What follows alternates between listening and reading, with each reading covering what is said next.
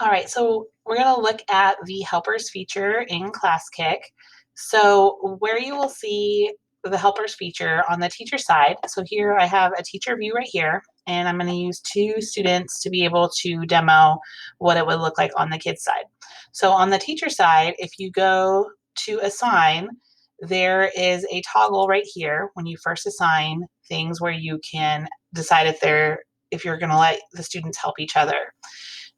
You can also see it on the view work screen here under filters. You can toggle it on and off. So normally on a student side, these are the icons that they will see in their upper left part of their screen. However, if you toggle on allow peer helpers, you will notice that they get this extra icon that's the hand. So now when a student is working on an assignment and they need help, I'm going to have my student 2 be the one that's going to ask for help, and student 1 is going to be doing the helping. So let's say student 2 needs help on this page. So they can type either please help or please check. And the other students in the class will get a notification that somebody needs help. Now, the person that needs help is completely anonymous here, but they can respond to either please help or please check. So that's going to be important for teachers that are using that please check to let the teacher know that they need to go in and grade.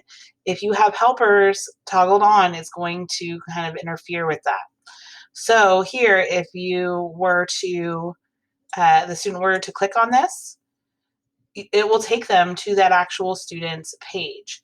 So if the student that's asking for help is writing on the page, the student helper will also see the updates and vice versa.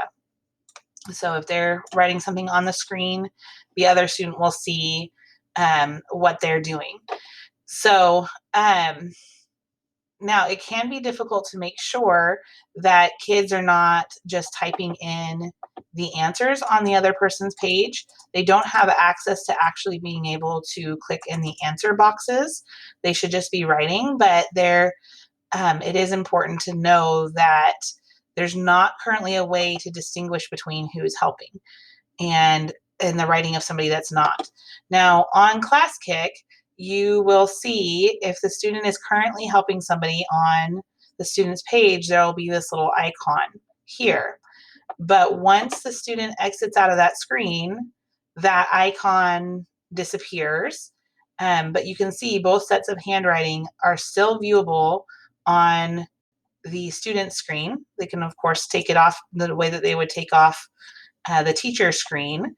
But, and on your side, you'll see both of them.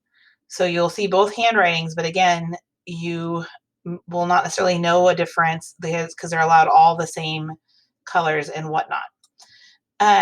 You do get this help history right here.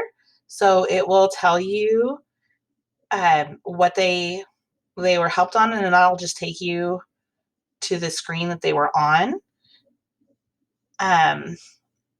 But as I said, there's nothing to actually distinguish the difference between the two students.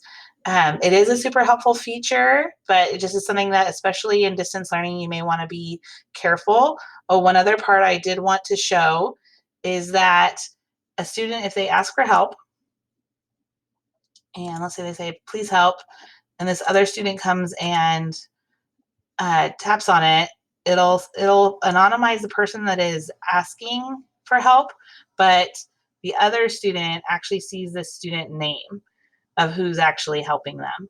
So just kind of be aware of how that works, especially if there's bullying or anything going on in your classroom.